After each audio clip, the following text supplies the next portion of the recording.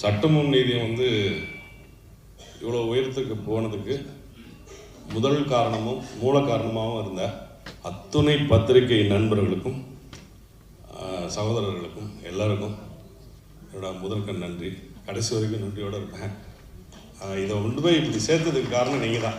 நீங்கள் எழுதின எழுத்துக்கள் தான்.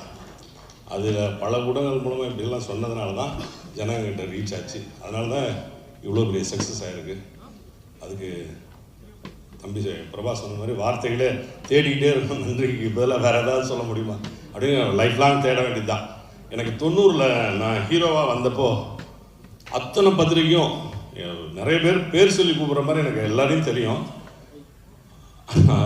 அவ்வளோ பேரும் எனக்கு இப்போ வரைக்கும் அதே மாதிரி 90 எப்படி எழுதுனாங்களோ, எப்படி என்னை சப்போர்ட் பண்ணி மேலே கொண்டு வந்தாங்களோ, அதே மாதிரி இப்போ சில நிகழ்வுகள் நடந்து நல்ல எனக்கு எழுதி சப்போர்ட் பண்ணீங்க. ரொம்ப நன்றி.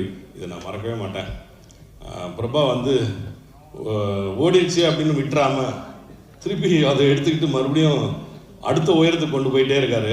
இந்த படத்தோட ப்ரொடியூசர் சசிகலாவும் அவங்க வீட்டுக்காரரும், அந்த தம்பிக்கும் அவங்க குடும்பத்துக்குமே நான் நன்றி சொல்லணும். மற்றபடி இந்த டோட்டல் டீம், நடிகர்கள், டெக்னீஷியன்ஸ், இதில் இருக்க பின்னாடி இருந்து உழைச்ச அத்தனை பேர், costume, art director, music director, editor, இப்படி எல்லாருமே நான் தேங்க்ஸ் கிட்டே போகலாம். ஆனால் அதுக்கு நேரமே இல்லை.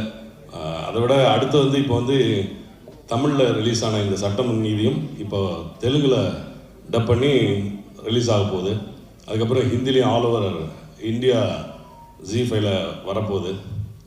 இது எல்லாத்துக்கும் காரணம் மறுபடியும் சொல்கிறேன், ஓப்பன் ஹார்ட்டடாக சொல்கிறேன், என்னுடைய பத்திரிகை நண்பர்கள் தான், சகோதரர்கள் தான். உங்களுக்கு தான் நன்றி சொல்ல கடன்பட்டிருக்கேன். போதும்னு நினைக்கிறேன். நன்றி. தேங்க்யூ எல்லாருக்கும்.